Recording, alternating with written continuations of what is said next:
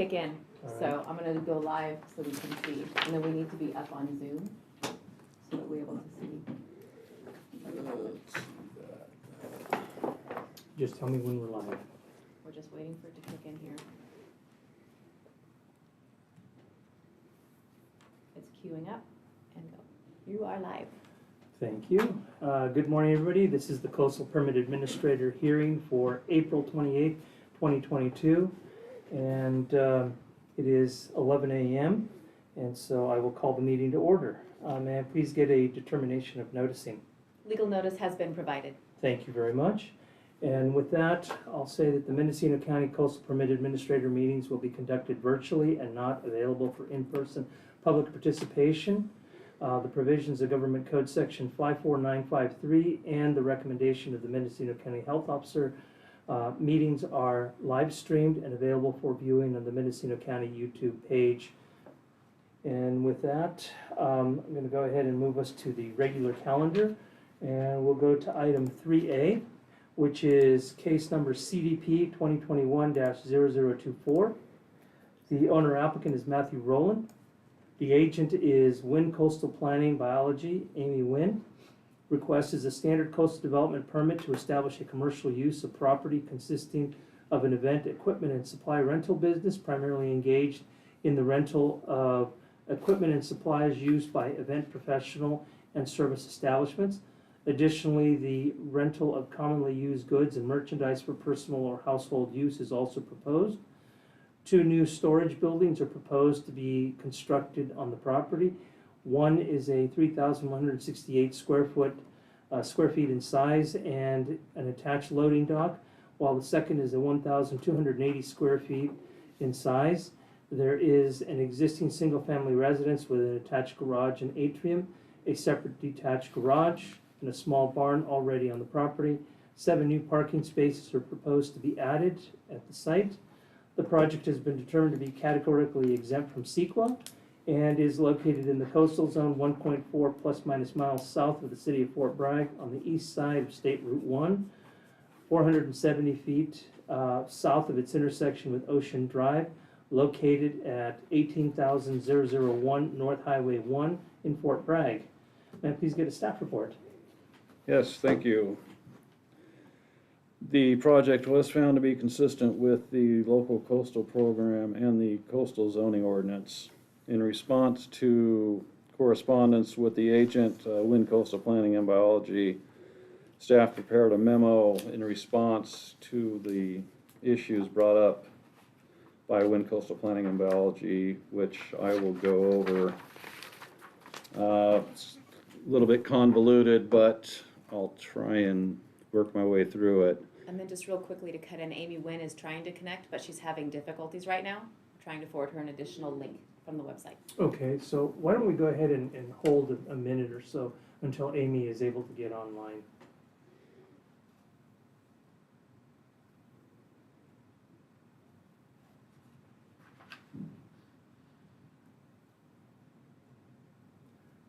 Rather than going through the memo first, probably want to summarize what's in the staff report.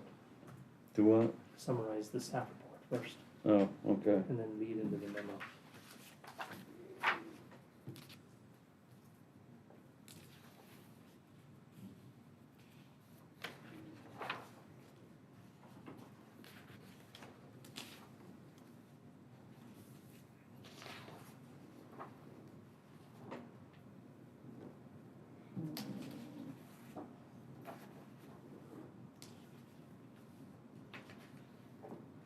So for the viewing public, what we're looking at is making sure that the applicant's agent is able to log into the webinar.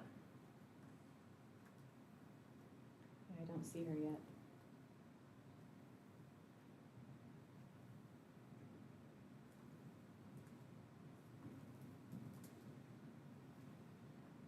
You sent her a link. Yeah, I did. I'm looking for the other one too.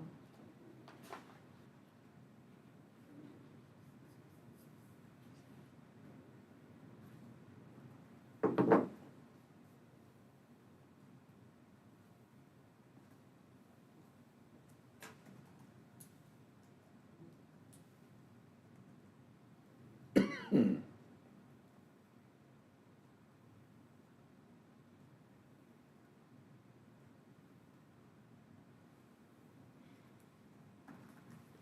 there's one attendee. Ooh.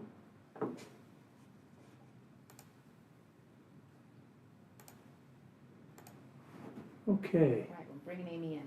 all right, perfect. All right, go ahead. In the staff report, the project was referred out to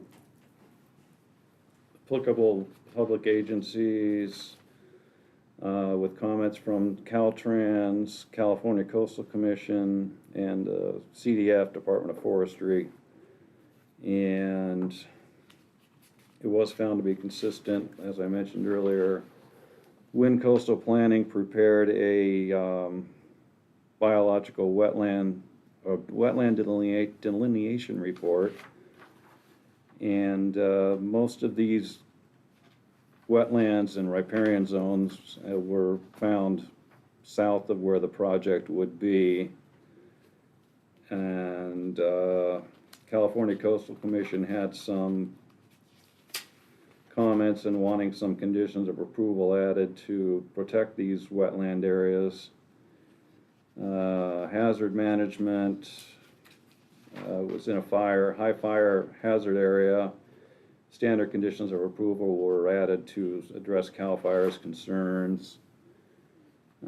Project site is not mapped as a highly scenic area. Archaeological resources, a further study was not recommended by the Northwest Information Center at Sonoma State University. It does have, public access would be Highway State Route 1. The environmental determination was that the Secretary for Resources has found that certain classes of projects have been determined not to have a significant effect on the environment and are therefore exempt from the requirement for the preparation of environmental documents. The proposed construction of 2 new buildings, one being 3,168 square feet with an attached loading dock and the second being 1,280 square feet in size, meets the criteria for a categorical exemption from the California Environmental Quality Act under Section 15311, which exempts accessory structures that are accessory uses to an existing commercial facility. Also, Section 15303, Class 3C applies as well.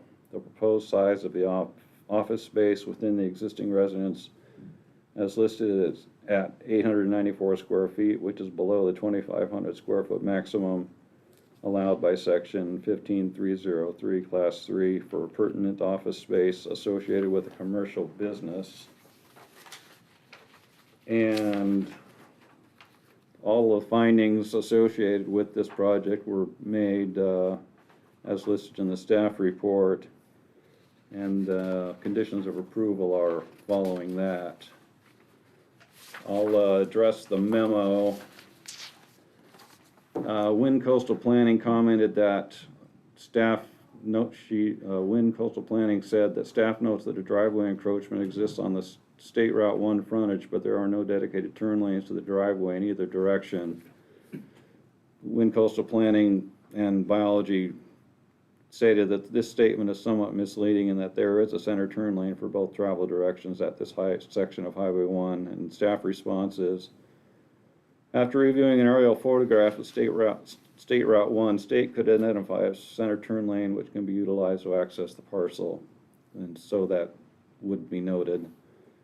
And another comment from Wind Coastal Planning had to do with a commentary noted in the staff report as being from CDFW, California Department of Fish and Wildlife, when in actuality it was from the California Coastal Commission. Staff has made the changes in the staff report to reflect that the comments were from Melissa Kramer of the California Coastal Commission. She also requested, Ms. Kramer also requested that the county condition the permit to restrict further future development in the open space, Isha and Isha buffer portion of the property to only resource-dependent uses allowed under the LCP and require recordation of a map of these areas so that current and future property owners are aware of the restrictions on the use and enjoyment of the property. And staff has added a condition, I believe it's 13, to protect this, this area. Additionally, Wind Coastal Planning and Biology noted some misciting of conditions of approval in the report due to numbering issues. Specifically, California Department of Transportation, the staff report reads conditions of approval 9 and 10. It should read conditions 10 and 11. California Department of Fish and Wildlife, the staff report reads conditions 11 and 12, and it should read conditions 12 and 13. And finally, California Department of Forestry, the staff report reads condition of approval 14, it should read 15. And staff response is that the comments attributed, the changes that have been made to these conditions of approval in the staff report. And for specific conditions of approval, Wind Coastal Planning and Biology commented to that. Condition 9A, the staff report warns against geologic hazards. We have not had any indication of this being an issue, and the property is not a bluff-top property. Staff's response to that, to that specific condition, which reads, the landowner understands that the site may be subject to extraordinary geologic and erosion hazards, and the landowner assumes the risk from such hazards. This is more of a cautionary condition. It does not actually prohibit any activities. Staff would recommend leaving it as written, as it is more of a statement of fact than a condition of approval. Also, there was an issue with original condition 9D by Wind Coastal Planning and Biology. Wind Coastal Planning and Biology would like to request that if there is to be a deed restriction on the property, then that the restricted portion of the property be not a 100-foot buffer, rather a 50-foot buffer. We did not ask for a reduced buffer for this project, but we'd like it to remain a viable option. Staff responded with original condition 9D reads, development within the mapped wetland ESHA locations and buffer portions of the property shall be restricted to only resource-dependent uses. Excuse me. Staff has deleted condition 9D as it is duplicative with condition 13. Additionally, Wind Coastal Planning had concerned about condition 12, which their comments were, we'd like to request the required fence be a symbolic fence rather than a 6-foot fence. And staff's response is, the original condition number 12 reads, a 6-foot tall fence shall be constructed at the edge of the environmentally sensitive habitat area consisting of a mapped wetland area adjacent to an existing pond at the southern portion of the parcel. The fence shall be located a minimum of the outer edge of the 100-foot ESHA buffer. Staff can agree to a different fence design than a 6-foot tall fence. Staff has reworded condition 12 to read, in part, a fence of the property owner's design shall be constructed, etc. Also, condition number 13, which reads, prior to commencement of activities allowed by this use permit, the permit holder should record a map of the wetland ESHA locations and buffer portions of the property to restrict future development in these areas to only resource-dependent uses. Staff has added the following language to the end of condition number 13. For any development to occur within the area of 51 to 100 feet from an ESHA, a coastal development permit reduced buffer analysis will be required. And as noted earlier, this condition replaces condition 9D, which was deleted. Also, comments from Wind Coastal Planning and Biology on condition 16 were, we'd like to ask you to change the language from storage shall be within the two storage buildings to storage shall be within the existing and proposed structures. Original condition 16 reads, all storage associated with the event, equipment rental, and supply business shall be within the 2 storage buildings. No storage will be allowed outdoors. That condition is associated with the coastal development permit's intentions as relates to this application and the proposed new construction. As such, staff would recommend leaving this condition as written and not include existing structures on the property. Staff would comment that the plan submitted with the application did not indicate that the existing residence and attached garage nor the existing detached garage were to be used as storage for the proposed business. And finally, Wind Coastal Planning and Biology commented on condition 17, saying, we would like to obtain clarification from the county that temporary displays on site to demonstrate sample product selection, including tents and tableau, as written in the project description, will be permissible. Staff's response to this is, original condition 17 reads, prior to commencement of operations, oh, thank you. All surplus construction materials and debris, including cleared vegetation, shall be removed from the site to a proper disposal facility. Thereafter, the site shall be kept free of refuse. This condition is related to a code violation that was present on the property, along with post-construction debris. Staff would recommend that this condition remain as written. It does not prohibit temporary displays on site. And that concludes my presentation. All right, thank you very much. So at this point, I do have to go over this. yeah, I'll let you go ahead and, Okay, actually, there was a letter sent to the Department of Planning and Building Services from a neighboring property owner. And to summarize, this property owner lives on Tregoning Drive, south side of this property. The first concern is the lack of land use and care demonstrated by the owner for the bulk of this once clean and well-maintained area. The person writing this letter has owned, occupied their property since 1970. After 5 decades, have means for comparison.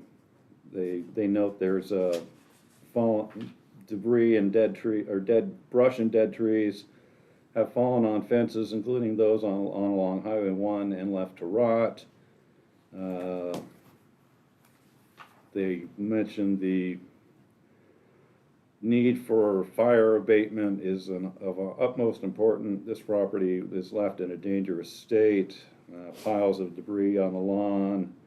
Non-stop rummage sales are occurring, according to this letter writer, going on for months, creating noise and traffic.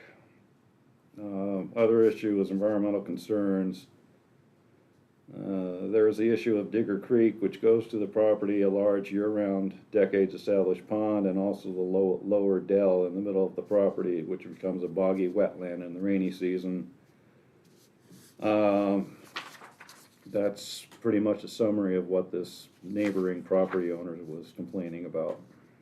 all right, thank you. And for the record, the letter is dated April 10th, 2022, and submitted by Rena M. Kinney to this matter.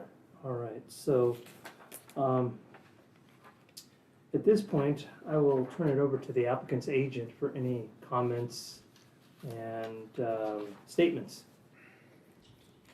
Thank you, Nash, and it's a pleasure to see you. And thank you, Keith, and your coworkers. I really appreciate. This is Amy Wynn, Wind Coastal Planning and Biology. I really appreciate working with you so closely, Keith, on this project, the elements of the project. I do have a couple of comments, but first I want, it's just appreciative comments, but I just want to first hand this over to Matt Rowland, because I believe he's able to be on the line. I want him to give you a little bit of narrative about Matt Rowland events and how that ties into our community. So I believe he's on the line, is that correct? Yes, we're bringing him over now. Okay, thank you. Mr. Rowland, go ahead. It It looks like he may not have an audio feed. I see a camera on his link, but no speaker, microphone. Okay. Okay, I will work to have our office manager work with him on that. Hold on just a second.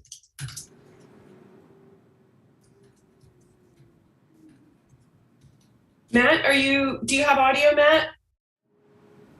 No, okay. We'll get his, it's okay, we don't have to have his commentary, but from my perspective, Matt Rowland Events, I don't know if you guys that spend so much time in Ukiah really have a sense of how essential Matt Rowland Events is to our community over here on the coast.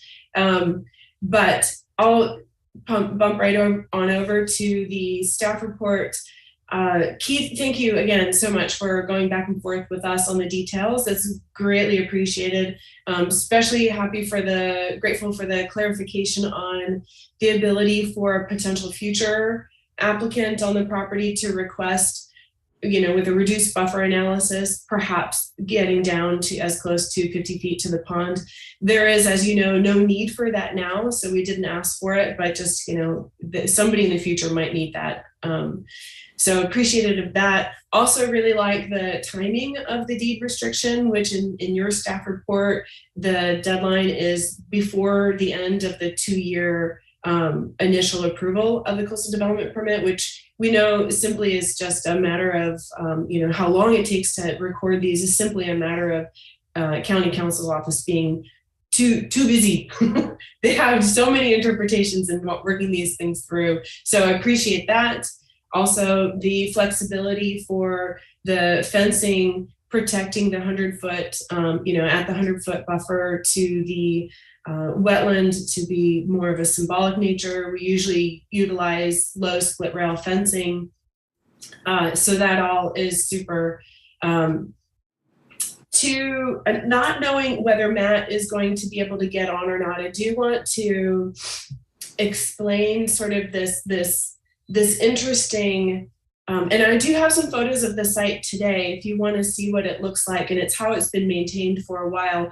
So Matt Rowland Events is an event company that is like kind of the linchpin of our events along the coast. The nonprofit festivals, music, film, wine, beer, crab festivals, everything, when Matt bought this property about 2 or 3 months before the pandemic hit, and his event business mostly his materials are out servicing events, and then there was this moment where it's like, okay, no, the world stopped, as we all recall, and he had oh yay, he's here. Okay, he had to have a place where he needed to put everything, so that's why he bought this property.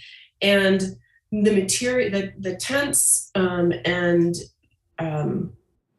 the tableau. I think Blair came up with that word. My fellow planner. The tableau.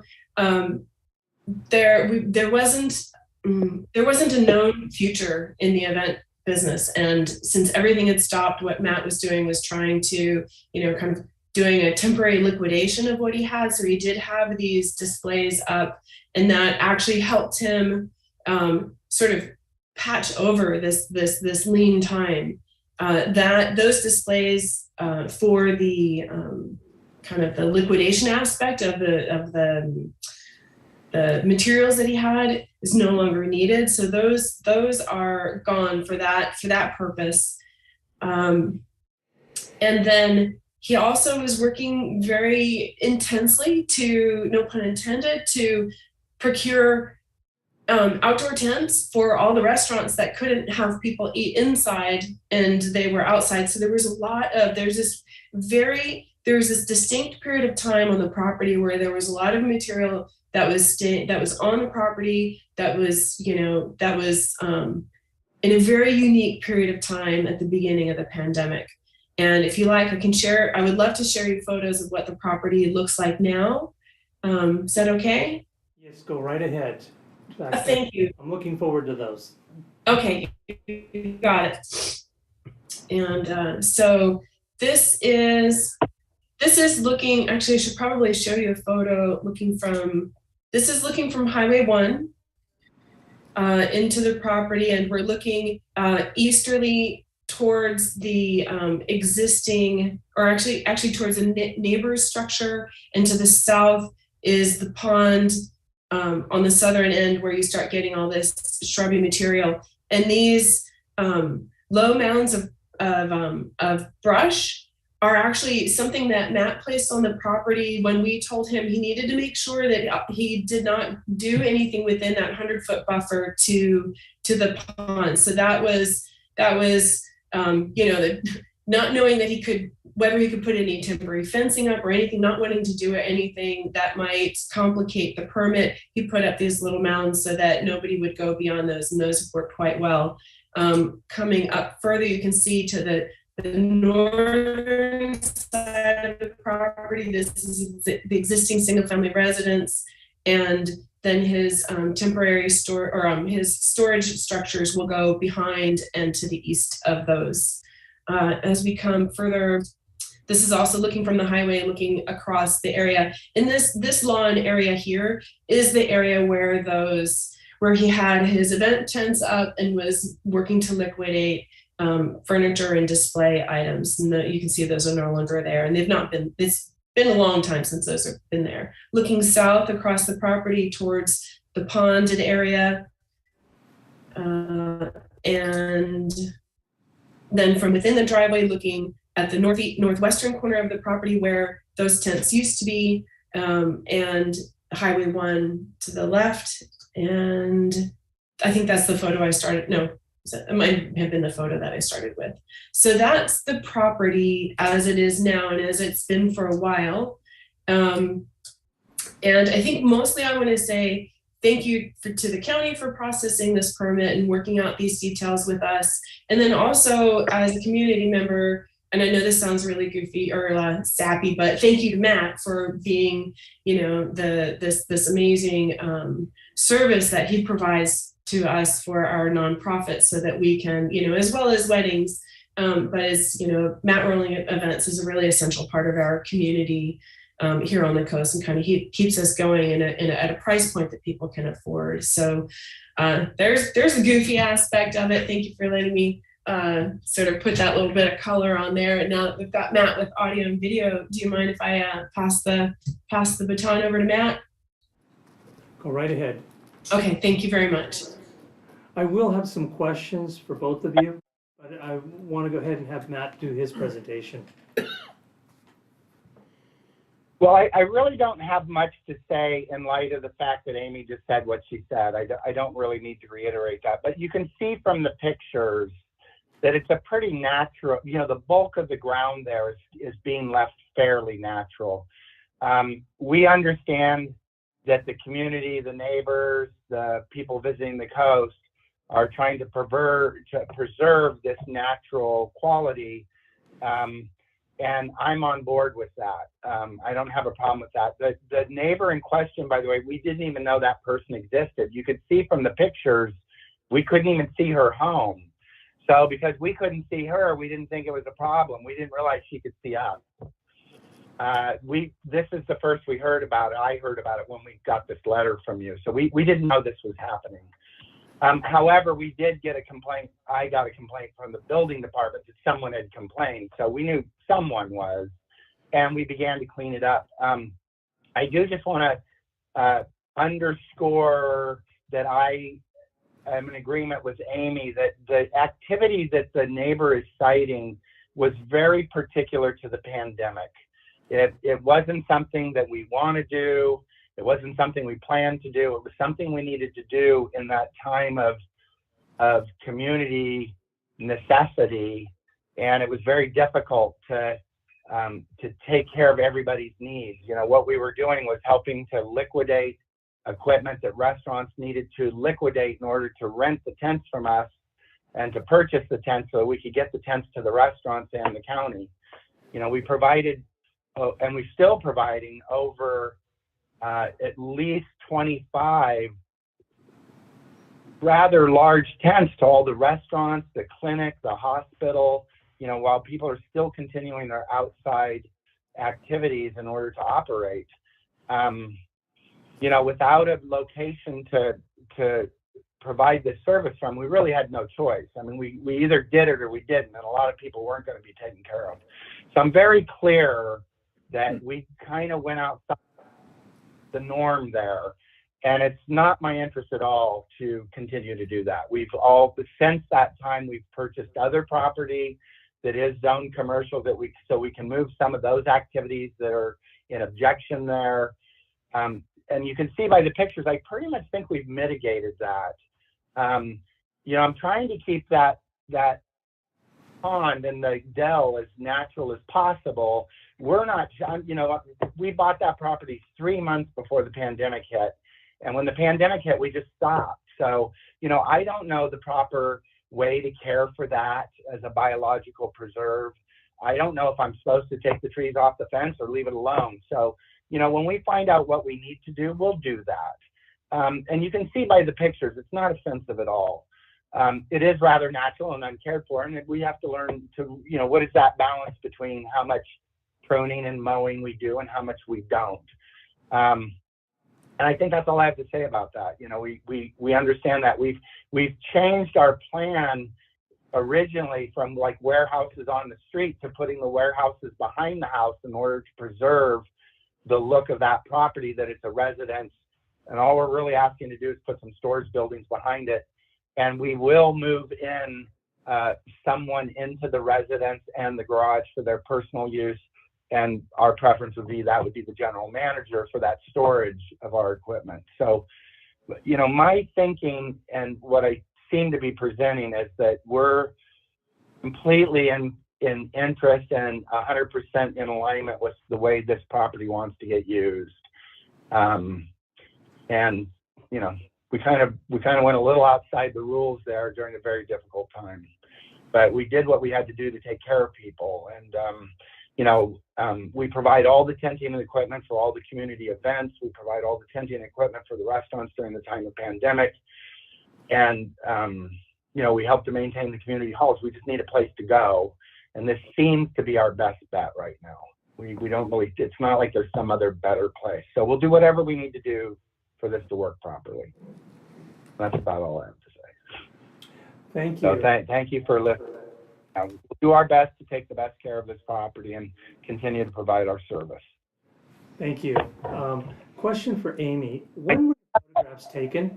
One last, I'm so sorry. And after this, I think Amy knows best how to deal with this, so I'll leave it up to her. And if you need me, of course, I'll join in. But the only reason I'm not is I think Amy can handle this the best. All right. Thank you. Okay. Either one of you, when were the photographs taken? Yesterday. Yes. Yesterday. Okay, great. Thank you. As I started to review the materials, I utilize Google Maps Street View and observed through the Street View version. Primarily what I was looking at was the comment letter that had come in. And I wanted to see, going down Treasuring Road or street, what the neighbor was really looking at and trying to get the street view.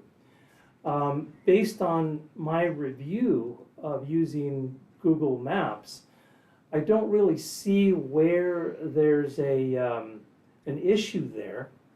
I think the issue for me was, what can you see from Highway 1? And based on the what was available online on Google Maps, it looked like there was a lot of debris in the front of the property or looking eastward from Highway 1. That was my biggest concern. But the photographs that you've shown today actually show that the debris has been cleaned up. And I think whether that was prompted by a complaint or what, but it looks like a lot of the issues that I had in my mind have been adequately addressed.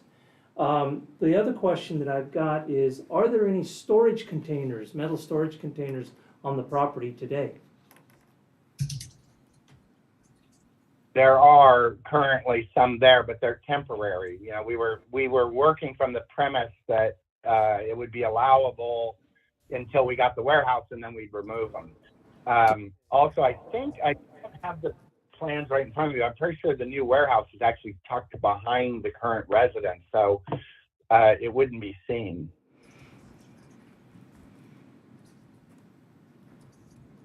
So the answer is yes. There's a couple containers there now. Which I think were visible in photographs, by the way. Yeah, They were so visible. I am concerned because those containers require a permit, a building permit. So, Well, we could do temporary, or if we have to, we'll remove them. Whichever's, whichever can be done. I mean, our preference would be to maintain them until the warehouse is built. We just don't know how long this process takes. From the time we submitted this, I mean, a couple of years have gone by. I don't know. We really don't know what we're dealing with here. We're kind of new at this. But my first preference would be just to get a temporary permit for them, which we could do. And then if we can't get a permit, we'll remove them. all right. Do whatever is required. So there is I would recommend obtaining the permits, but, your willingness to address these is perfect. So as I'm deliberating this matter, like I said, when I saw the Google map image online, it really concerned me because I saw ladders, I saw piles, I saw barrels, I saw all kinds of things out there that really detract from the site. The fact that it is commercial, but it does have a residential character to it. And so what I'm trying to do here is make sure that we can address all these issues and not necessarily create any impediments for you and allow for this to move forward. So what I'm looking at here is, for example, condition number 14. It basically says the existing single-family residence shall continue being used as a residence except for the 894 square feet being utilized as office space. If at the time in the future residents become retail commercial, the commercial approved by the CDP, all requirements of the American with Disabilities Act shall be instituted to retrofit the residence. And I'm just going to add comma instead of period, subject to required building permits. And then I'm going to add another sentence that says permits shall be obtained for all storage containers on site or removed. And in this way, you can go ahead and maintain them with permits, or you have the option to remove them. Okay, as far as, let's see here. You don't have anything outdoors, so I'm going to leave condition 16 alone. You've cleaned up all the debris based on the photographs that was up front. It looks immaculate now, so I'm going to leave condition number 17 alone. And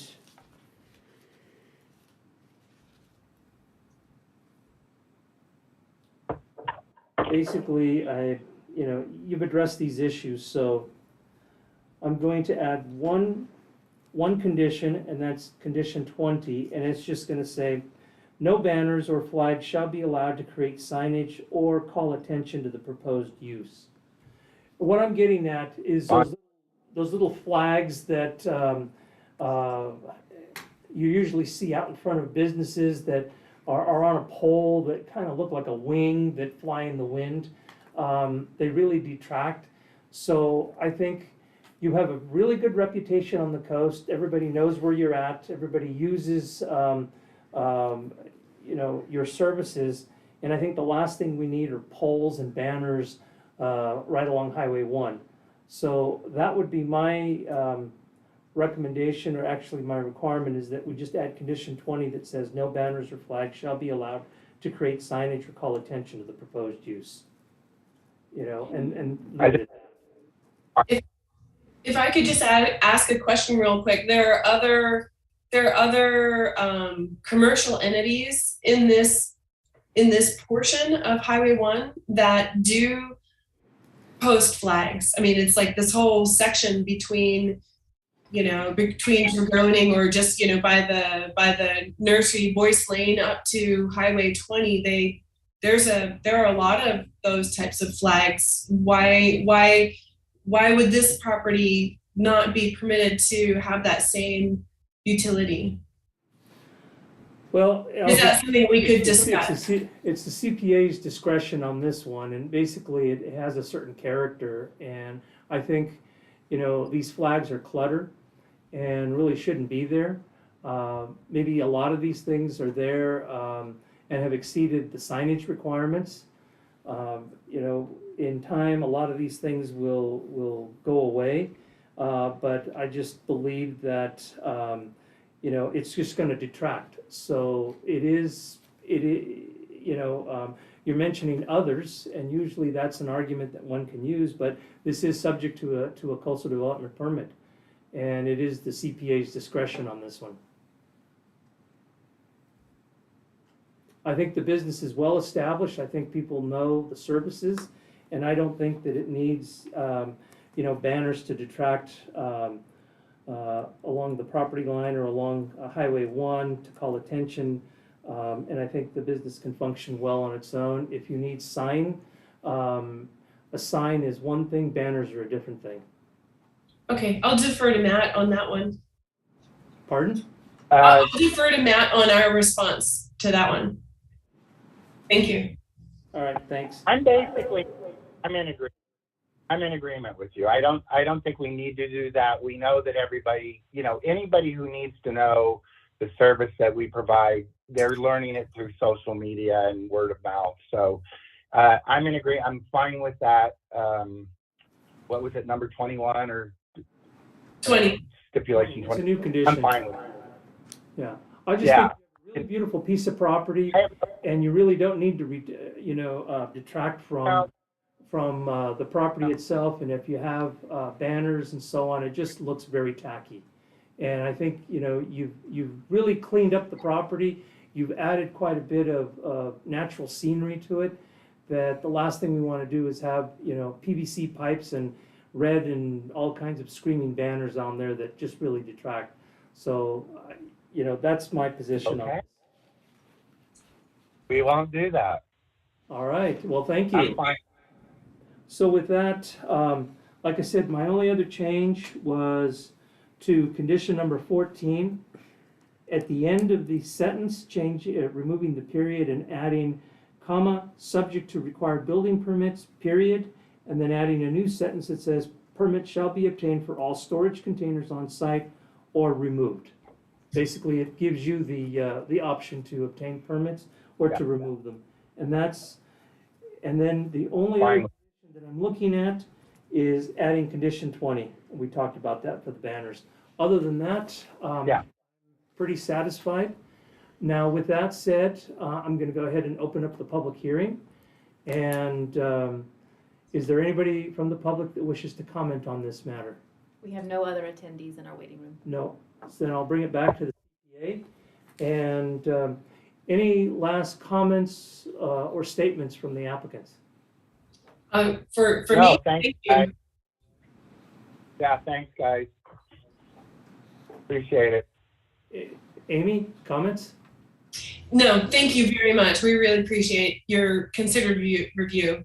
All right, thank you very much. So with that, I will go ahead and approve CDP 2021-0024, subject to the findings contained in the staff report and the conditions, including those that have been modified by staff, as well as the modifications made today by the CPA.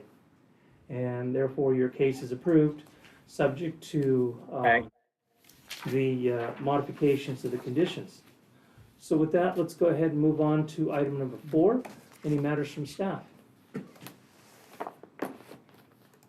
No matters from staff, so I'll bring it back to the CPA, and now item number 5 is matters from the public. We have no public in our waiting room. And with that, I'll move to item number 5, which is adjournment. I will adjourn the meeting at 11:44 a.m. Thank you very much.